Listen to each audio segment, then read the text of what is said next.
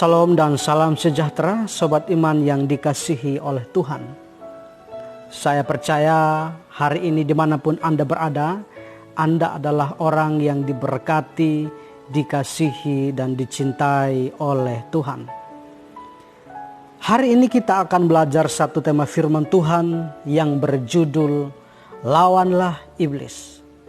Dan yang menjadi dasar atas pembelajaran kita hari ini terambil dari surat Yakobus pasal 4 ayat yang ke-7b yang mengatakan, lawanlah iblis, maka ia akan lari daripadamu.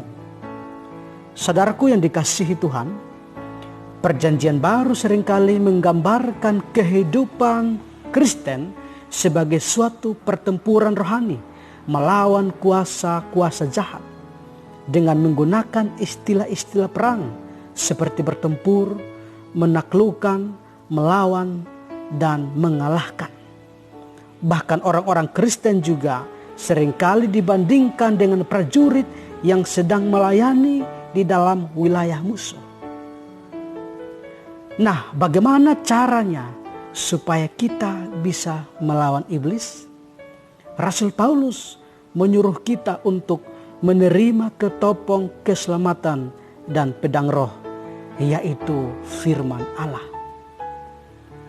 Ada dua langkah yang kita bisa pelajari dari ayat ini, yaitu langkah yang pertama adalah menerima keselamatan dari Allah.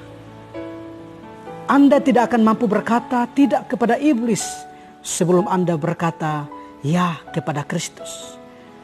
Tanpa Kristus kita tidak berdaya melawan iblis.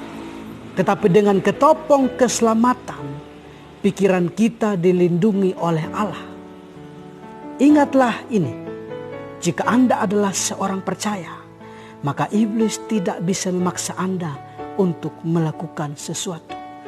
Dia hanya bisa mengusulkan. Ini harus kita ingat baik-baik.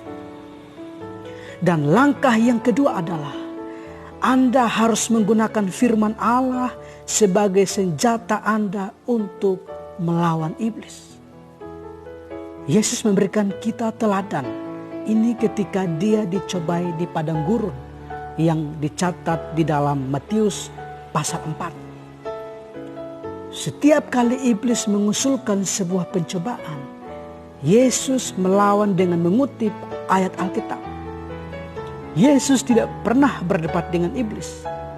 Bahkan Yesus tidak mengatakan, saya tidak lapar. Tetapi ketika dia dicobai, dia selalu menggunakan firman Allah. Bahkan menggunakan kuasa dan otoritas Allah untuk melawan iblis. Ketika dicobai, Yesus tidak menggunakan kuasanya untuk memenuhi kebutuhan pribadi. Tetapi dia mengutip Alkitab dari ingatan. Dan kita pun harus melakukan hal yang sama seperti yang Yesus lakukan.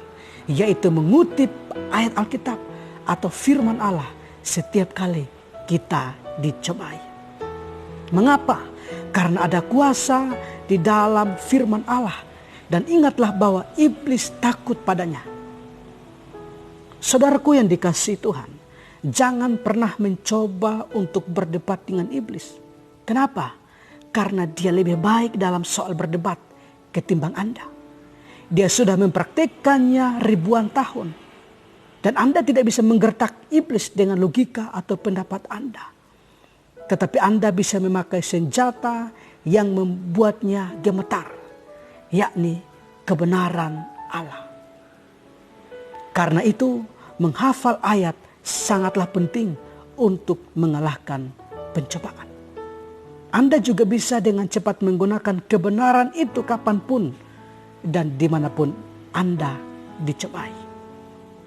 Seperti Yesus, Anda sudah menyimpan kebenaran itu di dalam hati untuk siap diingat. Sekian dan terima kasih. Kiranya kebenaran ini menjadi berkat bagi saudara semua. Salam.